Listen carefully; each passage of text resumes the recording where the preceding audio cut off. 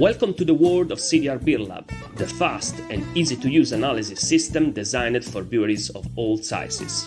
With CDR Beer Lab, you can monitor in real time the quality of your beer, from the grain to the finished product, analyzing parameters like bitterness, color, alcohol content, and much more, all directly in your brewery.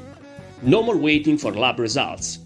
As the Brewfeast brewery claims, with CDR Beer Lab, the immediate benefit was undoubtedly the speed of execution in the various analyses that we undertake here in-house in the internal laboratory. Simple, accurate and fast. With CDR Beer Lab, controlling every stage of production is within everyone's reach. Let's discover how to enhance your beer with a professional tool and immediate results.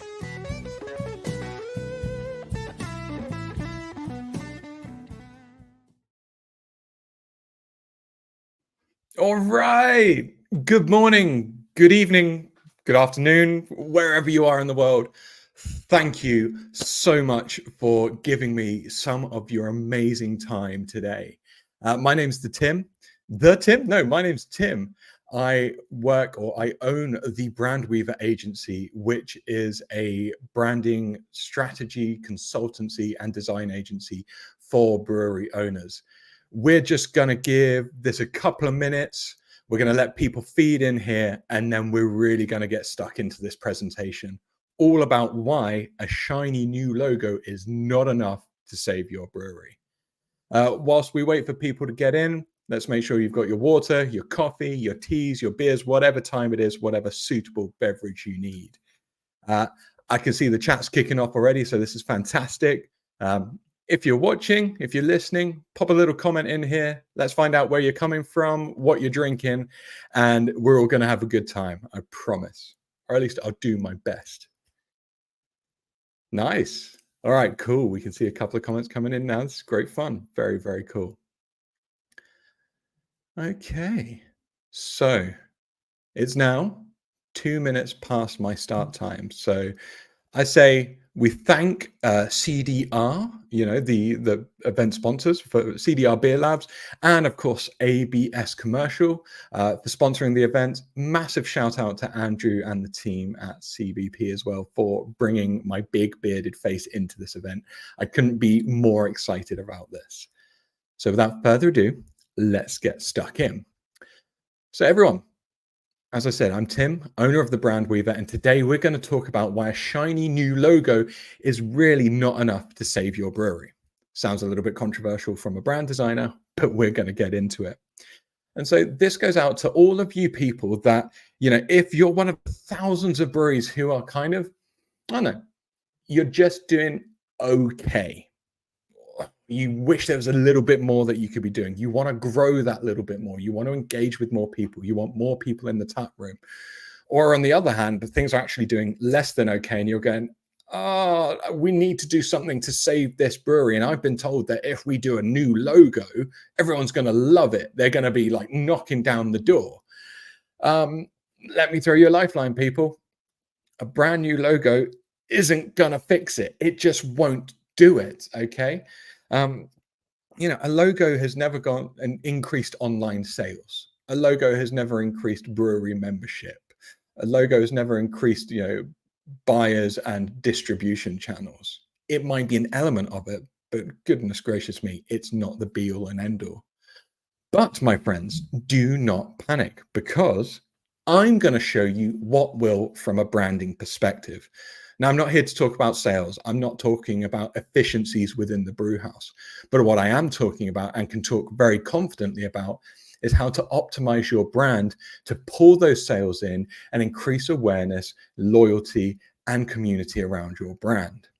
Now, you might be asking, why on earth should I listen to this bearded British guy? Like, what's his creds? Why do I even give him the time of day? And it's fair. You probably haven't seen my face before. You don't have a clue what I'm on about. So a little bit of history is I've worked with some pretty cool brands, right? You hopefully would have recognized a few of these guys in here. Disney, DC Comics. For those of you who are barbecue nuts, I've worked with both Masterbuilt and Kamado Joe, the Lucasade energy drink, EasyJet Airlines here in the UK and further afield. So some names that I've worked with in the past and collaborated with. So I'm hoping that gives a little bit of cred and you go, all right, maybe I want to stick around. But I now specialize in helping breweries. And like some of my latest and greatest are Vale Brewery here in the UK. They smashed over 100K in 2 days of their rebrand being launched. That's phenomenal. I've partnered with one of the UK's biggest breweries here in the UK to help them release a new product launch. And actually, one of my very latest clients who are just going live are already hitting the top 5% of UK breweries in Untapped. Now, I'll unpackage a few of those a little bit later down the line for you all. But as I say, I hope this gives a little bit of faith that what I'm about to tell you about branding, brand strategy is useful. And I'm giving away as many secrets as possible. I'm going to give away so many freebies for you to download. Hopefully, you're going to be able to take this away and action some of it on your own completely for free. So, ladies and gentlemen, strap in because we are going for a branding-based ride. Now, before we do, if you've got any questions as we go through this, that's absolutely fine. I'm really happy to answer them. Just slam them all in the comments section, and I'm going to go through as many of them as I can at the end of the presentation. Failing that, even put a couple of emojis in there. It's nice to see that you're listening and getting involved. So here we go, team. First things first, I just need to clarify, a redesign is not the same as a rebrand. Something that I get a lot is a case of going, oh, you're a brand designer. You can do me a logo, right? Yeah, I can do that. But that's almost like the ribbon on the parcel. It is the icing on the cake to what a full and effective brand is, okay? Redesign is not the same as a rebrand. Like, let me break it down a little bit more in terms of like a consumer, what they might say between the two. If you do a nice redesign, you might get the response of, oh, Mary, look at that. I like that. Visually, it might stand out. It might please people's eyeballs, which is great. Yeah, really cool. But are you set up for long-term success if it just looks pretty? I don't think you are. But if you rebrand, Mary's going to come back and go, where's this brewery been all my life? I've got to tell everyone about them. A rebrand is going to make a deeper connection with your audience when done properly. And it's going to make this brewery, your brewery, feel like it's part of their lives. They're going to feel like they're understood by the brand. And it's almost talking directly to them. So they create this incredible loyalty and affinity between themselves and your brewery. So that's what a rebrand can help you achieve, that direct connection with your consumer. If we kind of break it down a little bit more into the nuts and bolts, you've got a redesign where you could be looking at a new logo, reskinning your cans or your clips or bottles. You might change your color from green to red because there's like loads of green breweries out there. You might change the font. I'm not talking like beer pulling font. We're talking about actual text type that's used in here. You might even like jazz up the packaging. But that's all really visual stuff. And so, yes, it's going to help you stand out on shelves, but that's it, right? You're going to be able to be noticed, within a crowded shelf, but you're not going to make that level of connection that you could potentially be getting with a rebrand. And when you rebrand, and if you do it correctly, you're going to have a better understanding of your brewery's strengths, like what makes you unique, what I call your secret sauce. And I'll delve into that in a little bit more. In a bit, we've got, you're going to have a competitive advantage because you're going to know about what your competition are doing. You're going to have a deeper understanding of your consumer like never before. You're going to be able to take all of that and create like engaging copy and text that people actually want to read. And it's not just noise. It's not just boring chat GPT generated stuff. It's like really interesting and people actually care about it. With all of that, you're going to be able to be consistent. You're actually going to be the brewery who just waxes lyrical about the same things time and time again, but it becomes memorable. It becomes something that you get known for, something you champion, and something that you almost become a thought leader for in many areas. And people go, oh yeah, they're that brewery who do insert words here. And then finally, because of all of this, you're going to be able to move forward with such confidence in your marketing because you know what stands you out and separates you, in the massive brewery world, that you can walk into any meeting, into any sales pitch and go, yeah, this is what we're about. This is who we are. And yeah, of course the cans and stuff look great, but let me tell you on a deeper level why this stuff is perfect for you to buy, sell, drink, distribute. And on top of all of that, of course, you're going to get the redesign elements, but all of that stuff comes at the end because it's based on everything that you've done beforehand. So if it isn't clear enough for you guys and girls, yeah, a rebrand is going to make a difference for your brewery.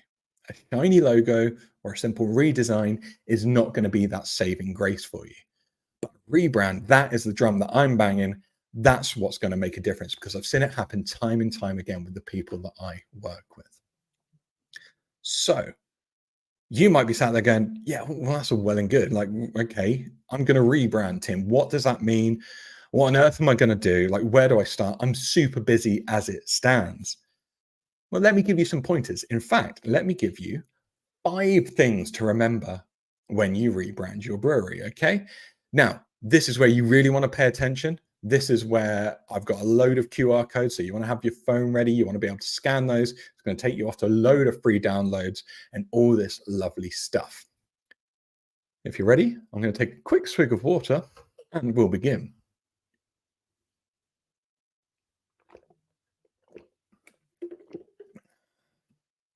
All right. Thing number 1.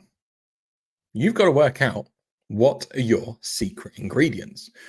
Much like the Colonel has his hidden or secret 7 spices, or the 2 people who know about the Coca-Cola recipe that can't fly in the same plane just in case one crashes and it all gets lost.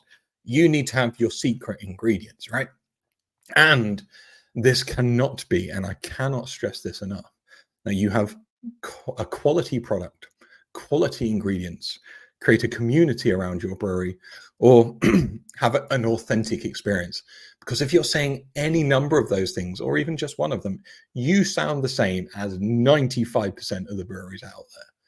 So what can you say that is genuinely going to make you stand out and give people a reason to listen? Well, here's 6 things you can explore straight off the bat. The people. Like the people who've created your brewery, your head brewer, your owner, founder, the people in the tap room, they make your brewery unique. So what is their story? What are their interests that you can bring to the table to craft this incredible story about your brewery? Now, don't get me wrong. If your head brewer started brewing in a garage and it all got a little bit out of hand and now they've got a big brewery, again, that's very similar to a lot of other breweries. So you're not going to want to champion that.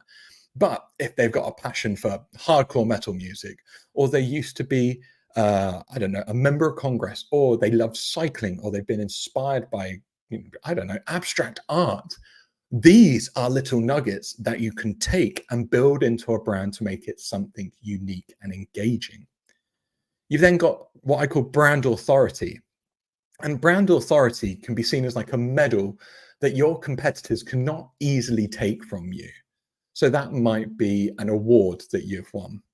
Now we know awards are 2-sided. You've got, you can wax lyrical about them for the first 1 or 2 years. After that, they get a bit dated. So the last thing you want to be doing is diving into the archives and say, hey, we've got this award from 2014, and it was the last thing that we won, because that's going to reflect badly on you. But what you can, of course, have is testimonials, reviews, endorsements from well-regarded people in the industry. Crikey, even if you've got a celebrity slurping on your beer, that's a great one as well. Because these are things that your competition can't easily take from you or indeed replicate without just sounding the same. You've then got your brewery's purpose. I work a lot with my clients on developing a purpose in terms of how else can we describe a purpose? A North Star. So the idea is like, well, why have you started the brewery? What's the reason for it? Because if you've got a great purpose, it's really easy to stay on track with your messaging and what you're doing. I've heard someone describe it as it's an easy hell yes or hell no. Like, so for a great purpose, they put everything behind creating connections. That's their purpose. The idea that every choice they make should make another connection between either brewery members or wider industry or whoever it is, but it's all around building those connections, that idea of being the conversational boiling pot. Place. Like everyone is in a different location. Everyone started their brewery, or most people have started their breweries in different places, be it their hometown or they've moved somewhere which doesn't have one. But every location has a unique story to tell. Like I'm based here in High Wycombe, which is in Buckinghamshire, which is round about 40 minutes away from London. And we're known for making chairs. Boring, I know, but it's something that High Wycombe can own. Even our soccer team, they're affectionately nicknamed the Chair Boys. So, for example, if there was a brewery in High Wycombe, you might want to be doubling down on that. I've got clients who are in the south of England and they claim to be in the wettest place in the UK. So, of course, they're going to double down on that. They're going to talk about, brewed in the wettest place in England, but we're still smiling. And it creates that sense of affection and connection with your audience, especially in a local area. Then we've got process. Like if you were to write down every single step that you take in your brewing, from like getting the hops and the malts right through to the pour or the can landing on a shelf or it being opened at home, and look at that process, I can guarantee you've got at least two or three unique things in your process that you can talk about and go, actually, we do things a little bit differently because we believe X, Y, and Z. X, Y, and Z. And finally, the history. Like, where have you come from? What is the story that you have to tell? Because everyone's story leading up to the creation of the brewery will be unique in its own way. There are some obvious, commonalities. I've talked about it, started in the garage, got too big, but there's still going to be small elements and small nuances that you can pull on to create your secret sauce. So phase one, scan that QR code, download what I created is the secret ingredient blueprint, and it's got areas where you can write each of these pieces of information in. I've even recorded a video so it talks you through that even more. And by the end of it, you should have a massive list of things that will make your brewery awesome in terms of secret ingredients. If you've not, let's have a chat because I'm going to help you guys through this. It's dead simple. So that's thing number one. Thing number two, you got to work out who your perfect punter is. Like, who is your perfect consumer, your perfect shopper? Now, I know a lot of you are probably thinking, yeah, but Tim, we want to sell to everyone. We want everyone to drink our beer. I get it. It is the dream. It's the ultimate goal. But in order to achieve that, you actually need to narrow your laser down and think about some real specific people that you want to engage with. And then more people get pulled into that, like a tractor beam or a magnet. And so what I tend to do with clients is I work with them and go, right, let's think of three perfect punters. So the first one is going to be someone who actually drinks the beer. So they might walk into the tap room, they might order it online, they might pick it off a shelf. Next, you might have a buyer or distributor who are going to help you to increase and grow in your area. And then finally, you're going to have a trade owner, maybe someone who runs a bar, a pub, a bottle shop, because you've got three different types of people that you'd need to try and interact with, engage with, convince, depending on the goals of your brewery. And once you've got those buckets, those three different type of people, or it might be 4, 5, whatever works for your brewery's goals, you're going to start to get into the details of really understanding these people. And the aim is, by the end of this process, you should be able to imagine that you're talking directly to this person, because you can use them as a measuring stick against all of the great content and copy and ideas that you're going to come up with as we move through this rebranding process. So if we take your consumer, your buyer, shopper, as this persona, let's go for their interests. Like, beyond loving a good beer, they might be a real family person. They might like to stay healthy. They like cycling on the weekends, for example. There you go. Great start. You can already tell. Okay, so family, cycling, work 9 to 5. Got it. Behavior. Now you start to think about, like, what do they do in their day to day? So if they work Monday to Friday, okay, great. Maybe in the evenings, quiet time, they do a bit of surfing online. They listen to a podcast. They might get out for a cheeky one on a Wednesday night with a group. They might go cycling on a Thursday. Sunday's all about family, where they get together with the family and sit down. And if they're lucky, on a Friday or Saturday, they meet up again with their friends, or even as a family, they meet up with friends and enjoy a day out or a drink out. Cool. So now you know roughly what your perfect punter is doing. what's the dream? Next question is like, if you were to build your brewery around this perfect vision of your perfect punter, what would you be creating? Like this consumer's dream might be somewhere that not only they could happily take their family, kids and all, to after their lovely Sunday meal, but somewhere that they could just rock up with their dirty bike and dirty cycleware with their mates, enjoy a good couple of pints, have a laugh, and get home and not have to spend a fortune. That could be the dream.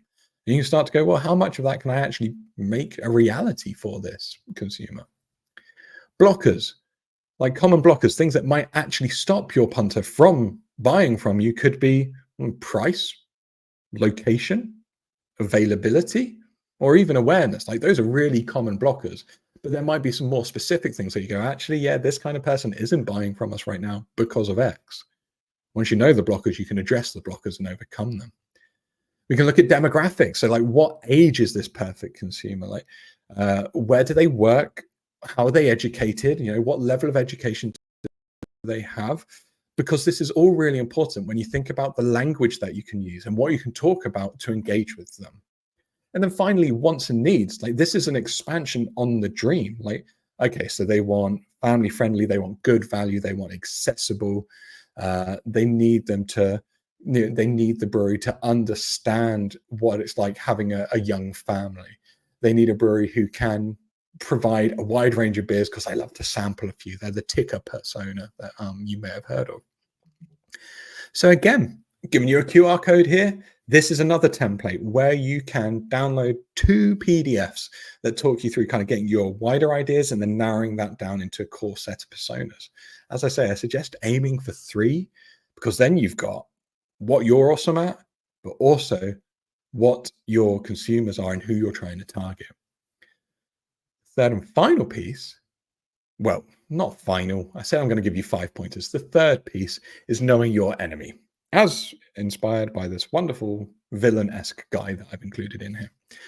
So this is somewhere that breweries can really get one up on the competition, because not many of your competition genuinely care about doing the research about you, which is mad. So when you think about it, I recommend that you do like 2 things. One, look at your local competition. So do you have breweries, in the same state or near to you that are directly competing for drinkers or places on bars or shelf space in tap rooms? They're going to go on one list.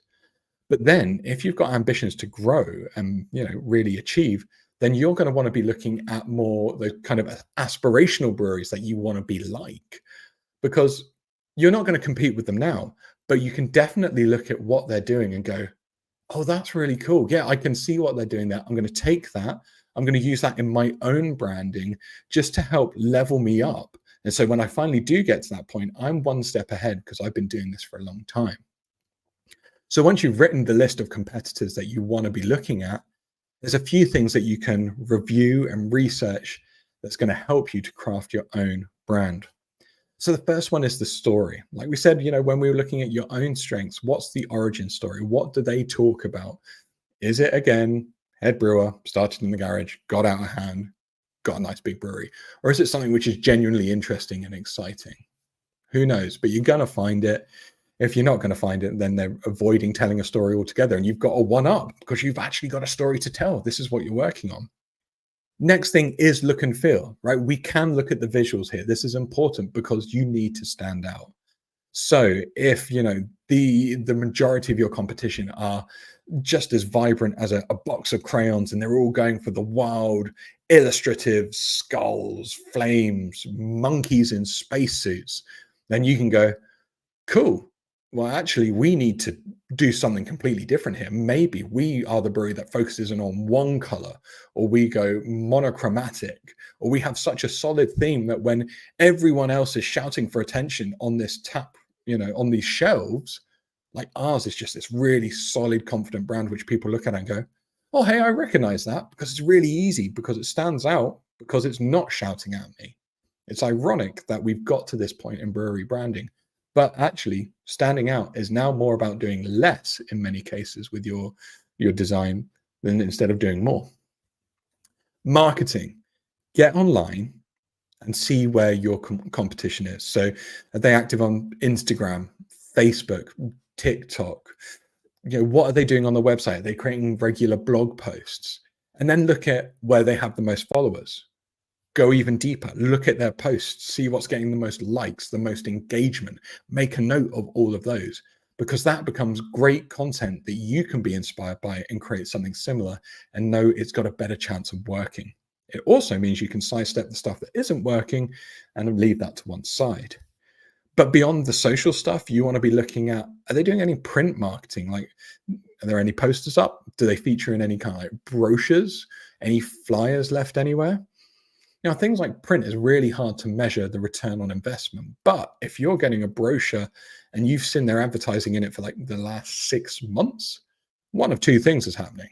They've either paid for like a bulk appearance, so that of course they're going to get 6 features, but equally it could be working because they keep on paying and getting a return on that. So it's definitely worth sampling and trying yourselves. And third and finally, email newsletters. Like I kind of wax lyrical about email newsletters because I personally think even if social media dies today, you still have a newsletter list. So get involved, sign up with a fake email, and understand what they're up to. You'll see what they're talking about, and you might get a deeper level of information about what they're sharing with their members versus what they might put on a wider social media channel. You can then look at their product, and this is something that you probably do know a little bit more about. You're going to be able to go, yeah, well, our beer is better than their beer because of X, Y, and Z. But you can't be like, it can't be subjective. You've got to use black and white reasons why. Like if they focus on hazies, you're going to be focusing on clear. Now you can definitely use reviews and testimonials from your shoppers and consumers, like they're golden, but you can't come across as like, well, yeah, of course it's better because it's better. Like you've got to have the facts and you've got to be able to break down why your beer is better than the other one and be able to educate your market on that really clearly in a way that they understand. Pricing, of course, is another piece here. Like you've got to decide, are you going to go like head to head on their price and be like exactly the same? Are you going to race to the bottom and actually come in lower? We know that's a dangerous territory to be part of. Or are you going to come in and actually go, no, we're going to be a little bit higher. We're going to be a lot higher. But if you know where you're based in pricing, then at least you can stand by that. Your brand can reflect that. It's like, yeah, of course it's more expensive. It's the better beer because of X, Y, and Z. You can defend that with your marketing. Let's not even defend it. Like you can justify it. You can educate why you have a higher price point, much like a premium wine would do. And then finally, their reach. You've got to work out, are they like just a little local brewery or are they on the growth path? Are they going wider? And if so, where are they? What bars and pubs and tap rooms are they in? What shelves are they being stocked on? Do they have distributor partners who are helping them? And if so, who are they and where are they helping them get to? You can find it. It just takes a little bit of digging. But once you know all of that, oh my goodness, you've got so much to be inspired by for your own work, but also you can come up with really great narratives around why your consumer, your buyer should work with you or drink your beer over a competitor, and not in a smarmy kind of put down way either. And again, here's a QR code, download it, and there's a nice little rival SWOT template in there. So it's going to help you work out the strengths, weaknesses, opportunities, and threats from a competitor. And you can download it, reuse it a couple of times so you've got a few competitors analyzed in there. Another drink.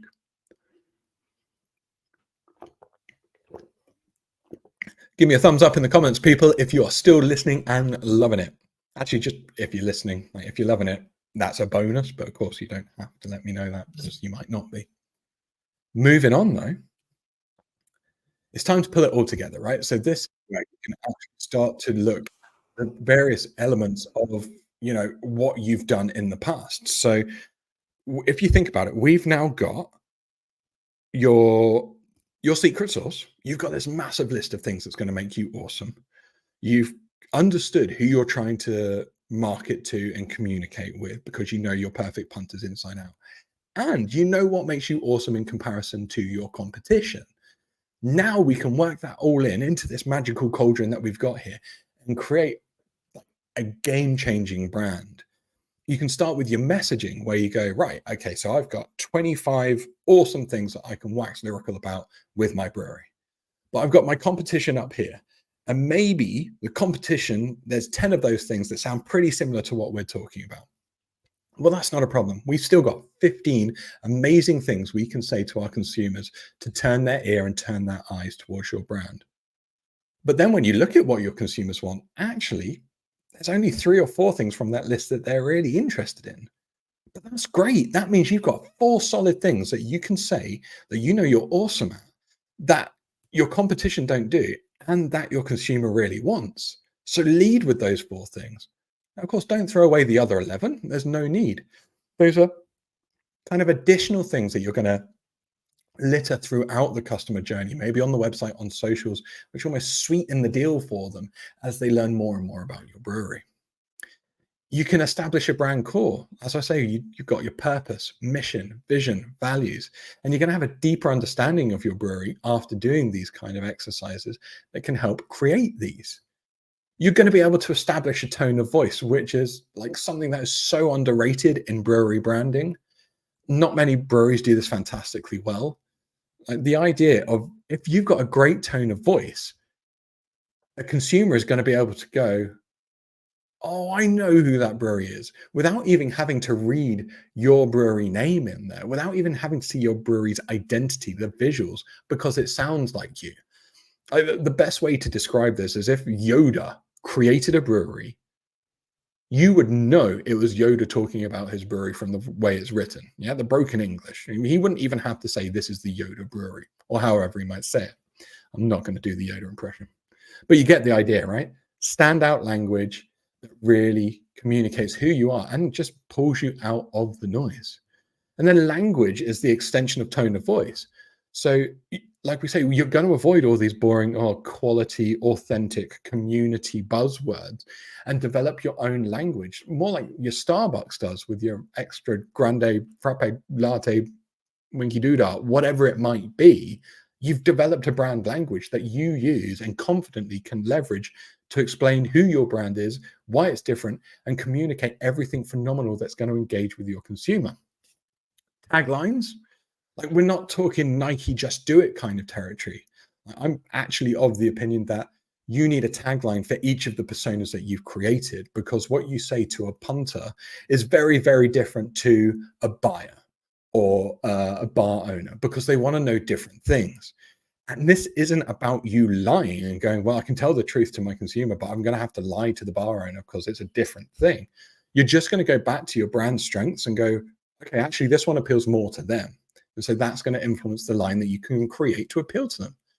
And then you're going to bundle all of this together to make this incredible brand story. Like all of my clients I've spoken to, they can confidently walk into any sales pitch. They can empower their taproom staff to have a great conversation with people and go, yeah, this is our brewery. This is the background. This is why we're a little bit different. This is why you're going to love this. Oh, you've tried that over there. That's interesting. Like you should definitely try this because of X, Y, and Z. It just gives you so much ammunition for a really confident approach to growth, distribution, sales, recruitment. It's almost unparalleled in many ways. Now, I can't give away all of my freebies. Like there are things, I do all of this with my clients, but another download, this is going to help you to at least establish your brand messages with the brand message machine. It's going to help you to work out all those 3 bits that we created in the past few phases, throw them all together and work out which are your core brand messages to engage with a certain consumer. Well, you're still with me, people? This is it's intense, but we're getting there. I hope you're enjoying it. Finally, thing number 5, make it worth it, right? So here's the deal. Like there's no point doing all this hard work and investing all this time and all this great research and creating all this great language and a fantastic brand if it then sits on a shelf or in a PDF document on your desktop. You've got to activate it. Like you've got to do something with it. And this is where you can create a brand identity. This is where you can be so confident in your route for visuals because you know it's going to be impacted or reflected in everything else that you've done. You're not going to be making choices just going, oh, I did it because I thought it was nice. You're going to go like, I'm doing this because I know it appeals directly to this person I'm trying to attract because of X, Y, and Z. I'm doing it because I know it stands out from the competition because they do this and we're doing this. Naming, like you can come up with naming conventions for your beers, which means even if, someone walks into a tap room and they see your beer name scribbled in chalk on a blackboard, they know it's your beer because you've got consistency through your naming. Like, there's one brewery, the name escapes me, but all of their beers are based on like literature references. So you go, oh yeah, it's a book beer. They're probably going to be, by these guys, which is phenomenal, right? But there's so many other ways. It might be names and colors, whatever it is, whatever appeals and aligns with your brand. You can, of course, now create amazing content because you know what channels are working because you've seen it from your competition analysis. You know what you can talk to your punters about because you know their interests and what really kind of tickles their pickle. So you can write great content which stands out from the really boring, here's a beer or here's an event that's coming up. And stuff that is going to generate a conversation and actually attract more and more people because it feels like they're talking directly to you, or it feels like you're talking directly to them. You can then explore your customer touch points. Like customer touch points, there are 5 touch points that have been proven. So you've got awareness, consideration, purchase, service, and loyalty, right? 5 key stages that you can inject your brand and do incredible things with, right? And there's the obvious things like awareness you're going to post on social media, but you'll be able to make really informed choices about what your brand can do, which is really different to everyone else at this point because of all the other work that you've done beforehand. Now, I've put a free download to a touchpoint planner in here, but actually I've just released, or very recently released, over 100 brewery touchpoints. You can download that through my newsletter. There's a link in the chat window, but I'll also throw a QR code up at the end and you can scan that and get involved. And you get freebies all the time through that. And you also get to see my bearded face a lot more. So that's a bonus, maybe, for some people. Memberships, like off the back of your, off the back of the touch points, you're then going to be able to get your membership like just absolutely rock solid. You're going to be able to go, well, yeah, we know that the competition do this, but this is like just scratching the surface. Like we can do so much more now because we know that our members, 80% of them are cyclists. So why don't we host like a cycle meet, or why don't we even give them like a cycle jersey when they sign up? Now, granted, 20% of them are going to go, what's that all about? They'll probably gift it to someone, but you can do something which is so unique. And like I've seen breweries do, like bring your dog to the brewery, like dog pamper sessions. All these things are influenced by creating a membership that you know appeals to your market. And then finally, guides and templates. You put all this effort in, all this hard work and graft. So now you can start to enjoy the spoils of your labor and go, all right, I can standardize this. I can set up like design templates or social media post templates, print language or press release pieces that I just need to change a couple of bits in each and every time. And now it's on brand each and every time, to the point that it could get boring for you. But boring is great because it's quick, it's easy, it saves you money, it's standardized, and it's consistent. Like consistency is something you must strive for as a brand owner. There's too many breweries out there these days who go, oh, yeah, well, we got bored with that designer, so we're going to try something a little bit different. And by doing it, you've changed from one look and feel over to another one. And all of a sudden, your punter doesn't have a clue who they're drinking anymore, because they thought you were the guys who with the red cans and the skulls, but now you're the guys with the multicolored cans and the race car. Like there's too much confusion for them. So consistency over time is going to build up that relationship and be easily referred to as you carry on with your brand experience and grow that. But I suppose as we start to draw towards the end, because you're probably getting tired. I know I am. It's now 10 past 8 in the evening. If you do all of this, like if you get it right, what can you achieve, right? Well, I can only speak from personal experience here, and I can talk about the clients that I've worked with and some of the great wins. So let's have a look. Community growth, right? 180 beer club members in under 12 months. I was actually chatting with the brewery. It's now been over 18 months and they've got 264 members. And those are members who are in the brewery, in the tap room every month, taking beer home, drinking beer, turning up to the events, bringing friends. It is an extension ultimately of your marketing and sales team. So it's a 264 salespeople that they did not have 18 months ago. Amazing. You've got online growth and engagement. Like I say, if you nail your content strategy, you can see things like a 300% increase in your social media following. Consumer sales, like Veil, their online sales shot up 135%. Like that's phenomenal. Over doubled their online sales. And again, trade sales over, it was 100K in 2 days. One was a direct inquiry from a piece of print that someone got their hands on, and another one was a response to it being sent to them. That's 100K, and that was the first 2 days. Like it's gone mad since then. Actually, the latest one is recognition that I'm so proud to talk about, because Vale Brewery, the piece I was talking about earlier, actually just won the Brewery Rebrand of the Year award here in the UK. It beat really stiff competition and like proper big dogs of the industry, but won because it was recognized for a cohesive and kind of like all throughout approach to branding. And that's what a good brand is. It covers every touch point. And so I was so proud to achieve that with the guys and receive like national accolades. It was pretty sweet. Made me super happy. So if you're sat there going, oh my goodness, that's too much. Like I don't know where to begin. I don't know how to start. Then it's all good. Like just scan the QR code. You'll go to my booking link, and 30 minutes, like let me chat with you for 30 minutes. We can work out where you should begin. I can talk you through a particular template. I can give you a couple of pointers, but I'm happy to do that, guys, because I genuinely love the brewery industry and I want to help people succeed.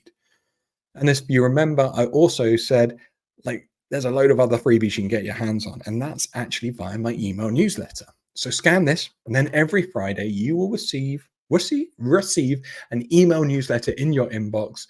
It will be packed with, maybe it's the latest interview. I've just done one with Andrew actually, and that features in this one. Loads more freebies, articles about breweries and branding, but generally it's just great stuff, and I hope to provide even more value through that. You'll find me on LinkedIn. You'll find me through the normal channels. And if you want to chat, you can reach out to the team at CBP or just follow me on LinkedIn. The link is in the comment section right now for you. But I suppose the last thing is, has anyone got any questions? Like, has anyone been thinking, oh yeah, I could really do with knowing about X, Y, and Z before we leave? Because I've got like a couple of minutes. I see like the chat, like loads have been coming in from all these different places because it's great. We're streaming to all these different channels.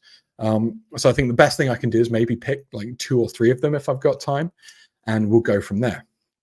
So if we got like, right, cool. Here's a really cool one. This is from Michael, and he asks, when is the best time to rebrand? Right, great question.